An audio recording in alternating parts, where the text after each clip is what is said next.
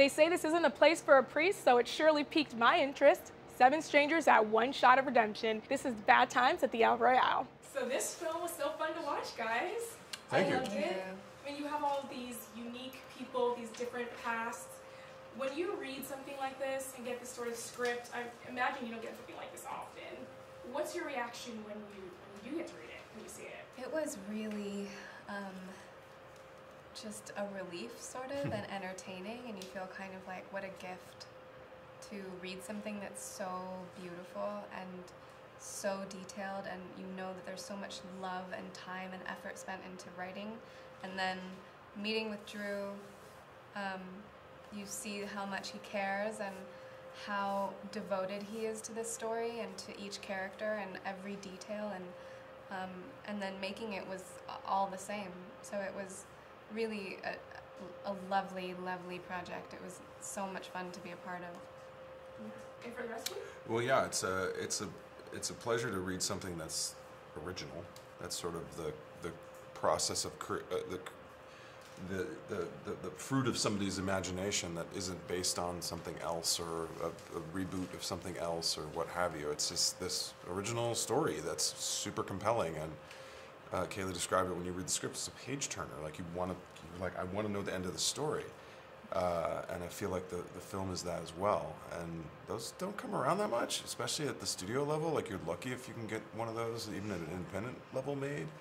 But it's very cool when you get to work on something this cool at this level. And I didn't get to read the script until I actually got cast. It was pretty top secret sort of thing. But Drew actually wrote in-character sides. So usually when you're auditioning and they can't give out the script, they'll just pick some random sides from somewhere and they'll just throw them at you, and you don't really know what it is. But he said I took it as a challenge to write, give myself a writing challenge to write more scenes for the characters. And so he gave me like a scene for my character between Emily and Rose, and then we had a 45 to an hour talking about where we came from and just life. And he always talks about how he just wants people who care about the film on his project and kind people, and it really all came together like that. Yeah, just feel really lucky. The lady's got a hotter hand than we do, Father.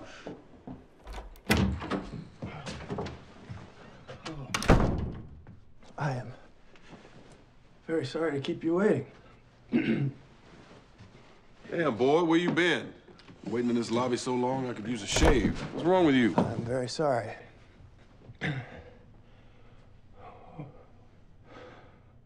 What are you doing here, Father? Do I know you, son? No, but I mean, this is not a place for a priest, Father. You shouldn't be here. We might need to work on your sales pitch, son. The El Royale, no place for a priest. There are other hotels, Father. Maybe closer to Tahoe, I could help you find one. I'm sure you would be happier there. Miles, is it? If this is not a place for a priest, Miles, then this is exactly where the Lord wants me. Amazing performances from everyone. It's so unique and different. I know you've been in a ton of films, but for all of you, when you read something like this that's so different, what's your reaction? You know, what attracts you to the characters? Yoga, you know, it's a position that you're required to be in. And there's challenges to it, but it's a wonderful feeling. You know, you know, to stretch into it. Yeah, to stretch into the character that you're given it, and each one of the characters presents a challenge for you. He speaks of yoga, and I want to like expand on that, because I feel like that is a practice which you have to keep working on, and you have to keep getting into. You have to keep learning from, and each of the characters has so many layers that you're sort of having to do that in real time as you're going. And you don't want to push it too hard. Far, you want to just be in the right to hit the right sweet spot, so that each character doesn't feel like what's the word? Cartoon Caricature or- or yeah. something. Yeah, You want it to right. be bedded in reality. Yeah. So yeah. How about you, Liz? Can you Yeah. expand a little for your character? I mean, yeah, just to expand on the yoga analogy, I mean, it is very much like you want to kind of find these stretches or these parts of yourself that you didn't know that you could go to. Yeah. And you're maybe not sure that you even can. And so that kind of doubt or like challenge is enticing. Yeah. It's enticing. And you know, Cynthia, I feel like you almost had an additional character. Your voice is so mesmerizing in the film. It's like a character in itself. What was it like to use your voice in a different film, in a different way? Because it actually sets this sort of mysterious tone throughout the entire thing. It was wonderful because Drew, it really is the mastermind behind picking the music that we use, and we spoke about how he wanted it to be and what he, you know, it was hard for me to make sure that I wasn't just singing it straight through, like using it as language. I guess the music is another character in the story, and I get to be the conduit for that. And it was really thrilling to be able to, I guess, tell almost two different stories, her story and the story itself with this music, which is kind of awesome. Yeah, that was pretty powerful. And you know, you're about to take on a huge role as Harriet Tubman. Yeah. And congratulations, Thank that's you. exciting for you. What does it really mean to take on such an iconic person in Black history, African American history and culture, and I mean, you know, being from the UK? It's scary and an honor, and I want to do everyone who sees it proud.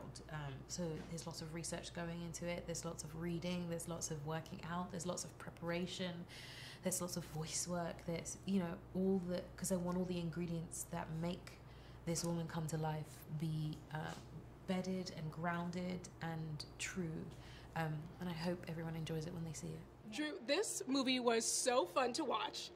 And I Thank can you. totally see why you didn't give us that much in the trailer except for Chris Hemsworth shirtless, which was great. Great. You should definitely fill seats, right? I hope so. I hope so. But for you, being the screenwriter and the director, creating this mysterious sort of film that unravels, what's it like? What are some of the challenges bringing it to screen, making it, you know, something enjoyable to watch?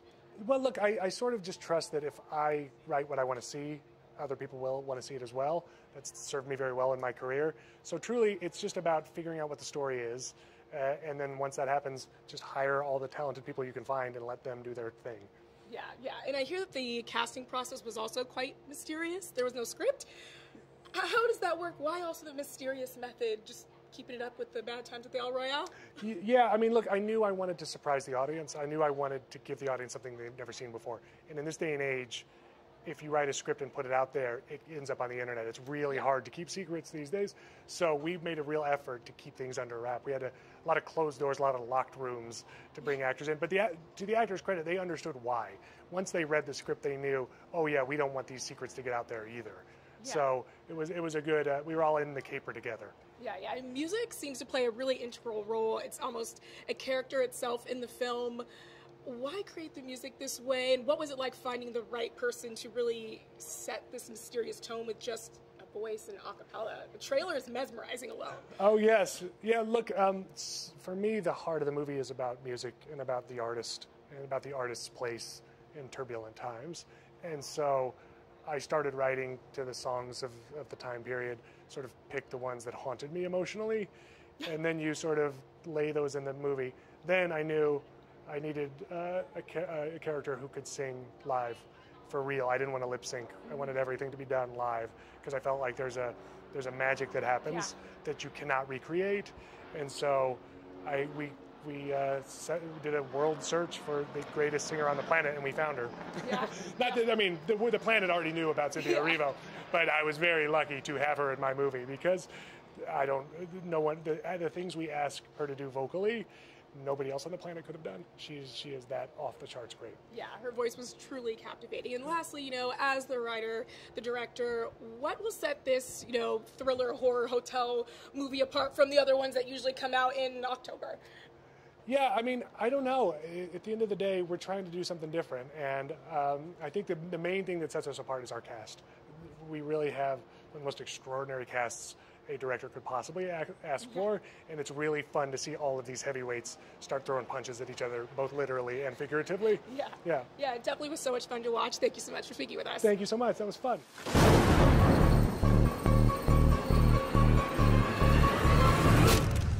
I'm not really a priest.